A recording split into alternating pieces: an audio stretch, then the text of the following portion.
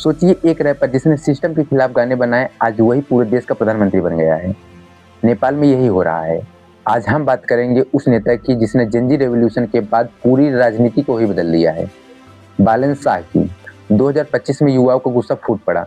देश में बढ़ रही बेरोजगारी, भ्रष्टाचार और राजनीतिक अस्थिरता को देखते हुए जेनजी युवाओं ने बड़े पैमाने पर प्रदर्शन किए। इस प्रदर्शन के निशाना थे उस समय के प्रधानमंत्री केपी शर्मा ओली की सरकार। प्रदर्शन कई महीनों तक चलता रहा। युवाओं की मांग थी कि भ्रष्टाचार खत्म हो, नई पीढ़ी के नेताओं को भी मौका मिले और पुराने राजनीतिक सिस्टम में बदलाव हो। इस प्रदर्शन में जेनजी ने प्रधानमंत्री ओली के घर को आग लगा दिया। इसके अलावा उसने पार्लियामेंट को भी आग में झोंक दिया और उस समय के फाइनेंस मिनिस्टर को सड़कों पर दौड़ाकर मारा। मतलब हिंसा बहुत ही ज्यादा बढ़ चुका था और आखिरकार ओली को अपने प्रधानमंत्री पद से इस्तीफा देना पड़ा। बालन शाह, जिनका असली नाम बलेंदर शाह है, नेपाल के एक अलग ही तरीके के नेता हैं।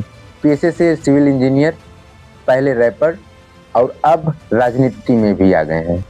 उन्होंने अपने गानों में सिस्टम और भ्रष्टाचार के खिलाफ आवाज उठाई, जिससे युवाओं में उनकी लोकप्रियता तेजी से बढ़ने लगी।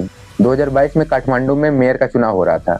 लोगों को लग रहा था कि बड़ी पार्टियां जीतकर सामने आएंगी, लेकिन बालन शाह ने इंडिपेंडेंट कैंडिडेट बनकर चुनाव को जीत लिया।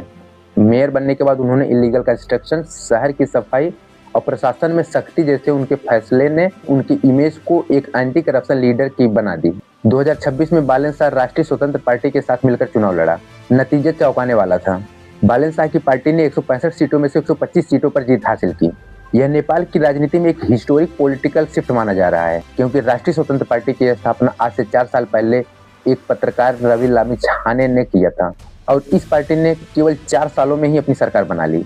सबसे बड़ी बात तो यह है कि बालन शाह झापा 5 क्षेत्र से ओली साहब के सामने खड़े थे और ओली साहब को 50,000 से भी ज्यादा वोटों से उन्होंने हराया और अब बालन शाह नेपाल के सबसे कम उम्र के प्रधानमंत्री बनने जा रहे हैं। प्रधानमंत्री नरेंद्र मोदी ने भी राष्ट्रीय स्वतंत्र पार्टी के चेयरमैन रवि लामी छाने और बालन शाह से फोन पर बात की और उन्हें उनके जीत के लिए बहुत हार्दिक शुभकामनाएं दी और कहा कि आगे चलकर भारत और नेपाल के रिश्ते जो होंगे और ही ज्यादा मजबूत होंगे। और अब देखना यह है कि पीएम बनकर बालन शाह अपनी जनता की उम्मीदों पर खरा उतर पाते हैं या नहीं।